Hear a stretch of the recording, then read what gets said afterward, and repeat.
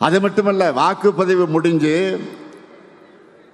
மிஷின்ல சீல் வச்சு எடுத்துட்டு போற வரைக்கும் நீங்க கவனமாக இருக்கணும். வீடு வீடா போங்க, சகஜமா உரிமையோடு பிரச்சாரம் செய்யுங்க. அவங்க கிட்ட நம்ம சாதனைகளை பொறுமையாக விளக்கி சொல்லுங்க. அவங்களே அதை உணர்ந்து நமக்கு வரவேற்பு அளிப்பாங்க. நண்பர்களுடைய டீ கடையில் உட்கார்ந்து எப்படி டிஸ்கஸ் பண்ணுவோமோ, அரட்டை அடிப்போமோ, அந்த மாதிரி ஃப்ரெண்ட்லியா பேசுங்க. நம்ம கழக ஆட்சி மீண்டும் வந்தால்தான் தமிழ்நாட்டின் வளர்ச்சி தொடரும். தமிழ்நாட்டினுடைய சுயமரியாதை காப்பாற்றப்படும். அவங்க மனசுல பதிய வையுங்க. குறிப்பா மாணவர்கள், இளைஞர்கள்கிட்ட அவங்களுக்காக நம்ம செஞ்சுட்டு வரக்கூடிய திட்டங்களை எடுத்து சொல்லுங்க. நான் முதல்வன், தமிழ் புதல்வன், புதுமை பெண், லேப்டாப் திட்டம் எல்லாத்தையும் நினைவூட்டுங்க. தனியார் தொழிற்சாலைகள் மூலம் மட்டுமே 38 லட்சம் வேலை வாய்ப்புகள் அவங்களுக்காக நாங்கள் உறுதி செஞ்சிருக்கோம்னு புரிய வையுங்க. 2ஆம் நிலை நகரங்களில் கூட டைடல் பார்க், சின்ன சின்ன மாவட்டங்களில் கூட சிப்காட், எல்காட் பூங்கா திறந்திருக்கிறோம்னு லிஸ்ட் எடுத்து காட்டுங்க. இதுக்காக உங்களுக்கு தேவைப்படுகக்கூடிய தகவல்கள் அடங்கின ஒரு புத்தகத்தை உங்க எல்லாருக்கும் நாங்கள் வழங்கி இருக்கிறோம். அதில் நம்மோட 5 ஆண்டு சாதனைகளை விளக்கி சட்டப்பேரவையில் நான் பேசின ஸ்பீச், அந்த பேச்சு தெளிவாக இருக்கு. அதை முழுசா படிச்சு அதில் உள்ள திட்டங்களை ஒன்று விடாம மனப்பாடமே பண்ணிடுங்க. நம்முடைய ஆட்சி காலத்தில் ஒவ்வொரு குடும்பமும் நிச்சயமா ஏதாவது ஒரு வகையில் பயன்பெறக்கூடிய வகையில் நம்ம திட்டங்கள் அமைஞ்சிருக்கு. இந்த புத்தகத்தை தெளிவா அடங்கியிருக்கு. இதே போன்ற ஒரு புத்தகம் உங்கள் ஒவ்வொருவருக்கும் வழங்கப்பட்டிருக்கிறது. அவையெல்லாம் அவங்க வீட்டினுடைய அங்கமாக இருக்கிற மாதிரி நோட்டீஸ் அடிச்சு கொடுங்க. அடுத்த 2 மாசம் எந்த பக்கம் திரும்பினாலும், எந்த வீட்டுக்குள்ள நுழைஞ்சாலும் அவங்க டிஎம்கே பிராண்ட் தான் தெரியணும். மறந்துடாதீங்க. தெருமுனை கூட்டங்கள், திண்ணை பிரச்சாரங்களை மேற்கொள்ளணும். இளைஞர்கள் மற்றும் மகளிரை கழகத்துக்கு நோக்கி அதிக அளவில் ஈர்க்கணும். ஏன்னா அவங்களுக்காகத்தான் இந்த 5 ஆண்டு காலமாக நிறைய செஞ்சிருக்கிறோம். ஒவ்வொரு தனி மனிதனின் கோரிக்கையும் எண்ணத்தையும் நம்ம திட்டங்கள் மூலமாக செயல்படுத்தி கொண்டிருக்கிறோம். கலைஞர் மகளிர் உரிமை திட்டம், காலை உணவு திட்டம், புதுமை பெண் திட்டம், தமிழ் புதல்வன் திட்டம், நான் முதல்வன் திட்டம், இல்லம் தேடி கல்வி திட்டம், எண்ணும் எழுத்தும் திட்டம், குறு சிறு நிறுவனங்களுக்காக கடன் உத்தரவாத திட்டம், கலைஞரின் அனைத்து கிராம ஒருங்கிணைந்த வேளாண் வளர்ச்சி திட்டம், கலைஞர் நகர்ப்புற மேம்பாட்டு திட்டம், உங்களுடன் ஸ்டாலின், நலன் காக்கும் ஸ்டாலின், மக்களை தேடி மருத்துவம், இன்னுயிர் காப்போம், நம்மை காக்க 48 இறக்குது. பாதம் காப்போம், இதயம் காப்போம், கலைஞர் கைவினை திட்டம், ஊட்டச்சத்தை உறுதிசை திட்டம், மகளிர் விடியல் பயணம், கலைஞர் கனவு இல்லம், அன்பு கரங்கள், அன்பு சோலை, தோழி விடுதிகள்.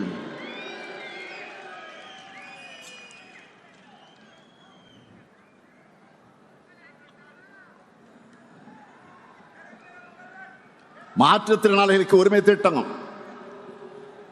உள்ளாட்சி அமைப்புகளில் மாற்றுத்திறனாளிகளுக்கு நேரடி நியமனம், முதலமைச்சர் கோப்பை, அயோத்திதாச பண்டிதர் குடியிருப்பு மேம்பாட்டு திட்டம், தொல்காப்பி தொல்குடி திட்டம், டாக்டர் கலைஞர் விளையாட்டு உபகரணங்கள் வழங்கக்கூடிய திட்டம், பேராசிரியர் அன்பழகனார் கல்வி உட்கட்டமைப்பு மேம்பாட்டு திட்டம், பெருந்தலைவர் காமராஜர் கல்லூரி மேம்பாட்டு திட்டம், அண்ணல் அம்பேத்கர் தொழில் முன்னோடிகள் திட்டம், முதலமைச்சரின் தாய் மாணவர் திட்டம், முதலமைச்சரின் கிராம சாலை மேம்பாட்டு திட்டம், கல்லூரி மாணவர்களுக்கு லேப்டாப் திட்டம். உங்க கனவை சொல்லுங்க.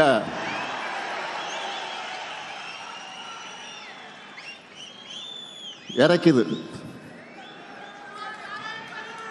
அவ்வளவு திட்டங்கள். 3000 ரூபாய் பொங்கல் தொகுப்பு, இப்படி சொல்லிக்கொண்டே போகலாம். இதையெல்லாம் நினைவூட்டுங்க. மக்கள் நலத்திட்டங்கள் எந்த தடையும் இல்லாம மக்களுக்கு கிடைக்கணும்னு நம்ம அட்வான்ஸா செயல்படுற காரணத்தால தான் இப்போ டேக் ஆஃப் த நேஷன். நேற்று கால விடிஞ்சதும் 1,31,00,000 பெண்கள் முகத்திலையும் ஒரு சேர புன்னகை கொண்டு வந்திருக்கிறோமே.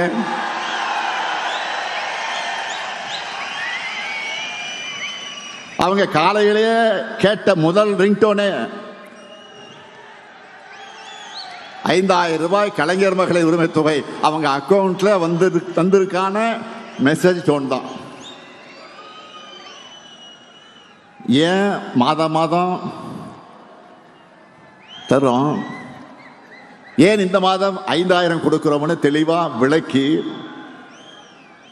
நேற்று காலையில் நான் வீடியோவும் வெளியிட்டிருக்கிறேன். தேர்தலை காரணம் காட்டி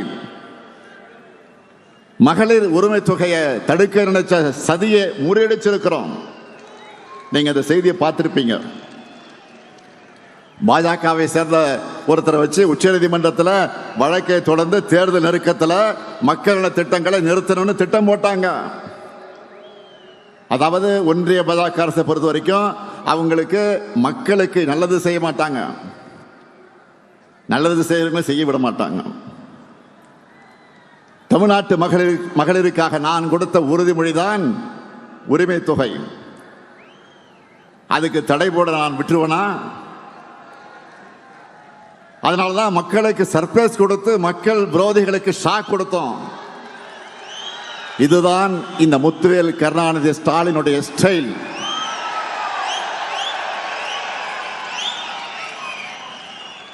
ஓரவஞ்சனைக்கும் வஞ்சகத்துக்கும் ஒருமுகம் இருந்தால் அதுதான் ஒன்றிய பாஜக அரசு.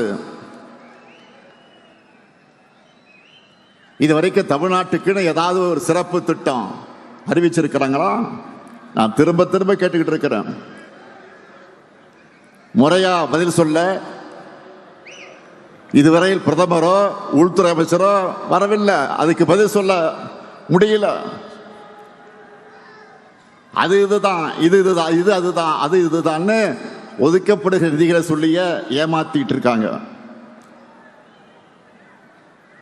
பாஜக தலைமையில் இருந்தும் இதுக்கு பதில் வரல. பாஜகவின் கிளை செயலாளராக இருக்கிறார் பழனிசாமி. பாஜக கிளை கழகம் ஆயிடுச்சு. இப்போ பாஜகவின் கிளை கழக செயலாளராக இருக்கக்கூடிய பழனிசாமி அவர்கிட்ட இருந்தாலும் பதில் வந்துச்சா? தமிழ்நாட்டுக்கும் தமிழ்நாட்டு மக்களுக்கும் பேசுறதுக்கு துணிவில்லாம முதுகெலும்பு இல்லாம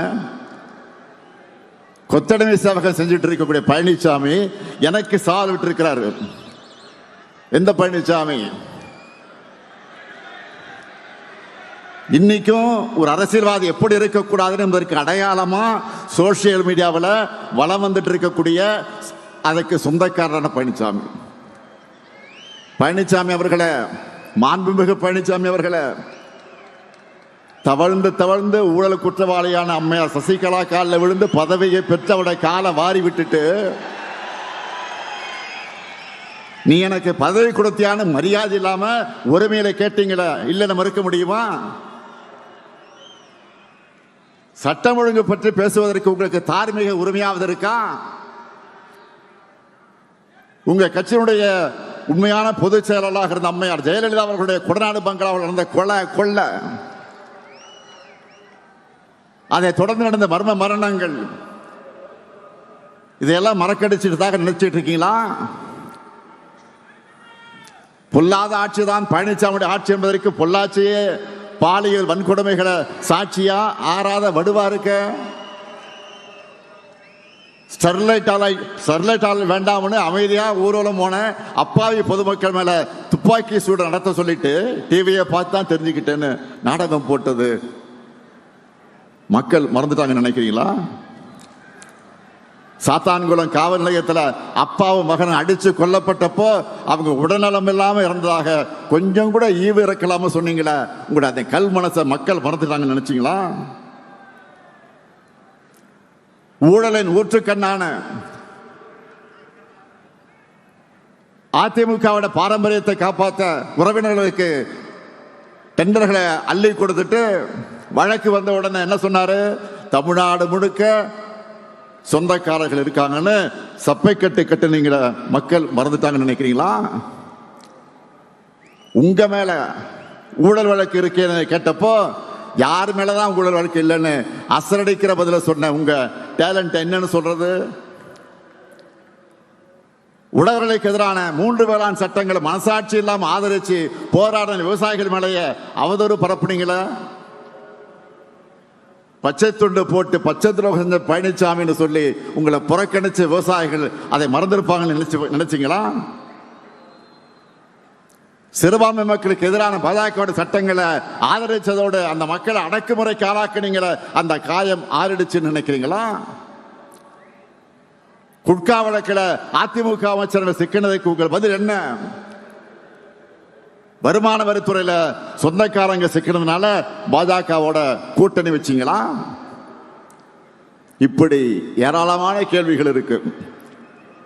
இதுக்கெல்லாம் நீங்க பதில் சொல்லாம தவிர்த்தாலும் மக்களுக்கு பதில் தெரியும், உங்க லட்சணமும் புரியும்.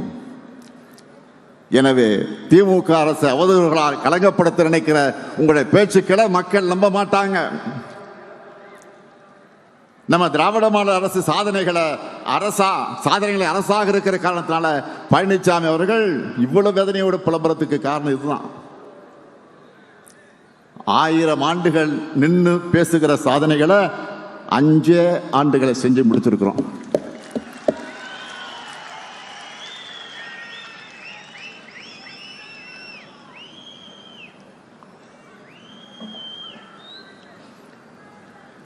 யூடியூப்லையும் சோசியல் மீடியாக்களையும் பாருங்க. வடமாநில சேனல்கள்லாம் எப்படி சாதனைகளை செய்கிற, இப்படி சாதனைகளை செய்யக்கூடிய அரசு இந்தியாவிலே இல்லைன்னு நம்ம திராவிட மாடல் அரசை பாராட்டி ஒரு சிறப்பான ஆட்சிக்கு அடையாளம்